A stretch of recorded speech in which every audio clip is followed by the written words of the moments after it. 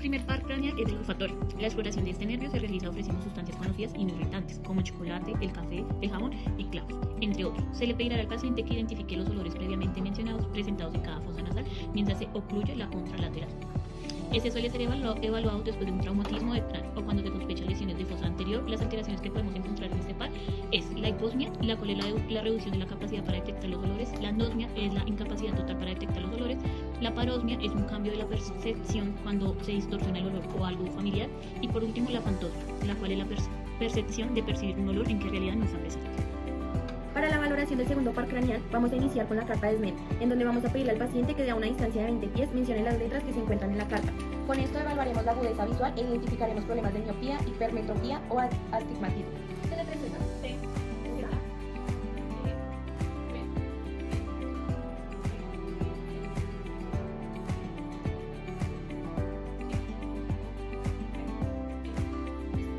Luego realizaremos el test de Ishara. Le pediremos al paciente que mencione el color del círculo y el número que se encuentra en su interior. Esto se realizará para identificar alteraciones cognitivas. Verde y número 2. Verde, rojo y número 3.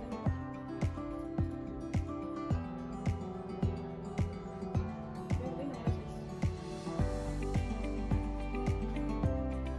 6. Esto lo hacemos para saber si el paciente tiene daltonismo, presenta problemas en los ojos. En la campimetría nos pondremos frente al paciente y le pediremos que siga nuestro dedo sin mover la cabeza y que nos avise cuando deje de verlo. Se hará en ambos lados. Luego le pediremos que se tape el ojo derecho y el examinador se ocluirá en el lado izquierdo. Se evalúa la amplitud de la visión del paciente y el paciente logra ver el dedo al mismo tiempo a un grado de 180 es normal. Por último, realizaremos fondo de ojo. Le pediremos al paciente que mire hacia el frente a un punto fijo. Mientras nosotros utilizamos el oftalmoscopio, utilizaremos un objeto como simulación a este y observaremos el fondo del ojo en búsqueda de daños al nervio, papilas o vasos retinianos. A continuación vamos a valorar 3 pares craneales en conjunto. Empezaremos con el oculomotor, que son los movimientos oculares. Le pediremos al paciente que siga su dedo en todas las direcciones, arriba, abajo, medial y oblicuo, observando si hay limitaciones del movimiento en alguna dirección. Observamos si se encuentra ptosis palpebral o caída al párpado. La ptosis completa sugiere una parálisis completa del tercer par. Seguimos con el reflejo fotomotor consensuado. Vamos a iluminar una pupila y verificar si esta se contrae y si la contralateral también responde. Después le pediremos que enfoque un objeto lejano y uno cercano, observando si la pupila se contrae, así mostrándonos el reflejo de acomodación. A continuación vamos a valorar el cuarto par craneal que se llama troqueal, donde vamos a evaluar la movilidad del oblicuo superior, pidiéndole al paciente que mire hacia abajo y hacia adentro, verificando si presenta diplopia vertical en alguna de estas posiciones. Y por último vamos a valorar el sexto par craneal, que es el adducens, donde vamos a evaluar el músculo recto lateral que adduce el ojo.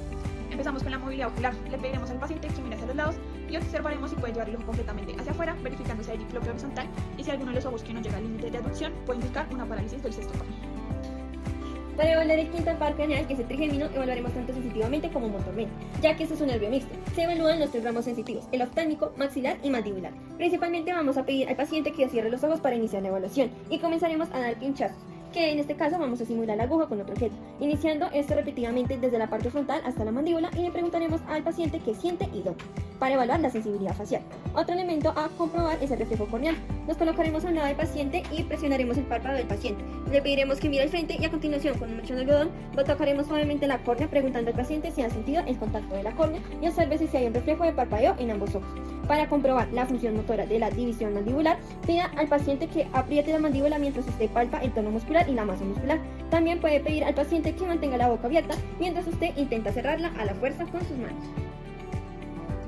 La siguiente valoración que observaremos será el séptimo par craneal, que es el facial. En este observaremos la simetría facial del paciente. Le pediremos al paciente que haga movimientos como levantar y juntar sus cejas, silbar, mostrar los dientes y cerrar los ojos con mucha fuerza. Luego vamos a valorar el componente sensitivo mediante la percepción de los sabores primarios. Para esto le pediremos al paciente que con los ojos cerrados saque la lengua y en la punta vamos a colocar una sustancia dulce, como azúcar. Luego le preguntaremos si percibe el sabor que le colocamos, sin que meta la lengua, como el azúcar. Luego le preguntaremos al paciente si percibe el sabor que le colocamos sin que éste meta la lengua. Seguido le pediremos que beba agua y procederemos con los otros sabores. Para el sabor salado lo colocaremos en la parte dorsal de la lengua. Le preguntaremos nuevamente si percibe el sabor. Y le pediremos que beba agua nuevamente. Para finalizar, evaluaremos el sabor ácido, colocando en las partes laterales de la lengua. Y le pediremos nuevamente al paciente que mencione si percibe el sabor, sin que esconda la lengua. Y por último, el sabor amargo. Lo vamos a evaluar colocando una sustancia amarga en la parte posterior.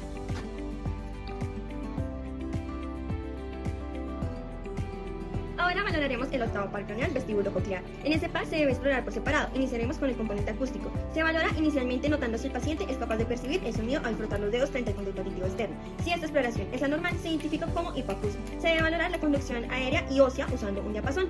En la prueba de Ring es comparar la vía aérea y la vía ósea. Se colocará el mango del diapasón en la apófisis mastoides del paciente, pidiendo que nos indique cuando deje de percibir el sonido. A continuación, acercaremos las varillas del diapasón al pabellón auditivo, pidiéndole que si percibe en la vía aérea, si la vibración es más fuerte en el pabellón auricular, hablamos de ringe positivo y existe una audición normal. En la evaluación del componente vestibular se le pedirá al paciente que realice una marcha avanzando hacia adelante con el talón del pie con la punta del otro, con los ojos cerrados. La alteración que podemos encontrar es el vértigo. A continuación vamos a realizar la evaluación de los pares craneales 9, glosofaringeo, 10 vago y 2 hipogloso. Para esto se realizan las siguientes pruebas. Reflejo nauseoso. Se le pide al paciente que abra la boca y se evalúa el reflejo nauseoso estimulando la pared posterior de la faringe con un depresor lingual. La ausencia de reflejo puede indicar una lesión en el nervio glosofaringeo. Seguimos con gusto. Se aplican sustancias con sabores básicos, dulce, salado, amargo, en el tercio posterior de la lengua para evaluar el gusto. Paladar blando y úvula. Se observa la elevación simétrica del paladar blando y la posición central de la úvula al pedir al paciente que diga A. La desviación de la úvula puede indicar una parálisis del nervio vago. Deglución. Se le pide al paciente que trague líquido o sólidos para evaluar la deglución.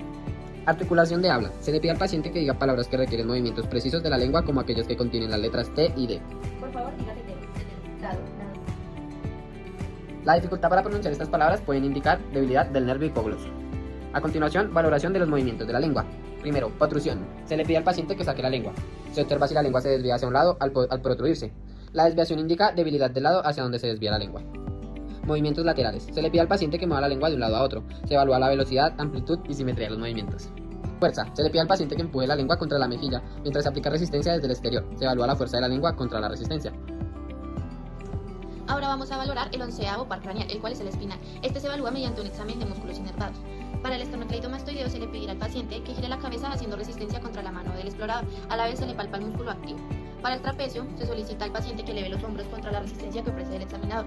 Las alteraciones que podemos encontrar pueden ser causadas por una debilidad o parálisis en el músculo. Lo podemos identificar como dificultad para mover el cuello, los hombros, debilidad, girar la cabeza, debilidad a encoger los hombros y dolor persistente.